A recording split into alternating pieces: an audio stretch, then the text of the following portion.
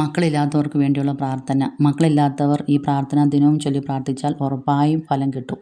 ഞങ്ങളെ സൃഷ്ടിച്ച് പരിപാലിക്കുന്ന ദൈവമേ, അങ്ങയെ ഞങ്ങൾ സ്തുതിക്കുന്നു, ആരാധിക്കുന്നു. അങ്ങയുടെ അനുഗ്രഹങ്ങൾക്ക് നന്ദി പറയുന്നു. വൃദ്ധനായ അബ്രഹാമിന് ഇസഹാക്കിനെയും, ഹന്നായുടെ കണ്ണുനീരിൽ അലിവു തോന്നി സാമുവേലിനെയും, വന്ധ്യയായ എലിസബത്തിന് യോഹന്നാനെ നൽകി അവരുടെ ദാമ്പത്യ ജീവിതത്തെ അനുഗ്രഹിച്ച കർത്താവേ, വിവാഹിതരായ ഞങ്ങൾ ഒരു കുഞ്ഞുകാല് കാണാതെ വേദനിക്കുന്നു. കർത്താവായ യേശുവേ, എൻ്റെ ഉദരത്തെ ഫലപൂർണ്ണമാക്കണമേ.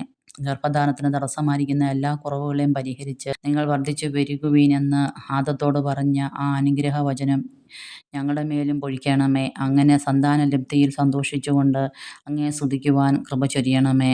ഈ പ്രാർത്ഥന യേശുമ്പുരാന്റെ നാമത്തിൽ പിതാവാം ദൈവത്തോട് അപേക്ഷിച്ചുകൊള്ളുന്നു.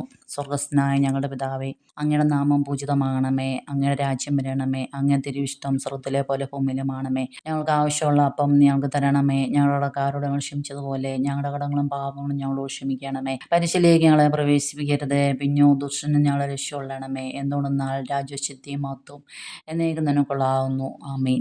നന്മ നിറഞ്ഞ മറിയമേ, നിനക്ക് സ്വസ്തി. നമ്മുടെ കർത്താവിനോടുകൂടി നീ സ്ത്രീകളിൽ വാഴ്ത്തപ്പെട്ടവളാകുന്നു. അമ്മയുടെ ദുർബലമായ ഈശോ വാഴ്ത്തപ്പെട്ടവനാകുന്നു. പരിസമറിയമേ, തമ്പുരാന്റെ അമ്മയും പാപികളായ ഞങ്ങൾക്ക് വേണ്ടി ഇപ്പോഴും എപ്പോഴും ഞങ്ങളുടെ മനസ്സമയത്തും ദൈവം തമ്പുരാനെ അപേക്ഷിച്ചുകൊള്ളണമേ. ആമീൻ. ഈ പ്രാർത്ഥന മക്കളില്ലാത്തവർ ഒരു ദിവസവും മുടക്കം കൂടാതെ ദിവസവും ചൊല്ലി പ്രാർത്ഥിച്ചാൽ ഉറപ്പായി നിങ്ങൾക്ക് ഫലം ലഭിക്കും.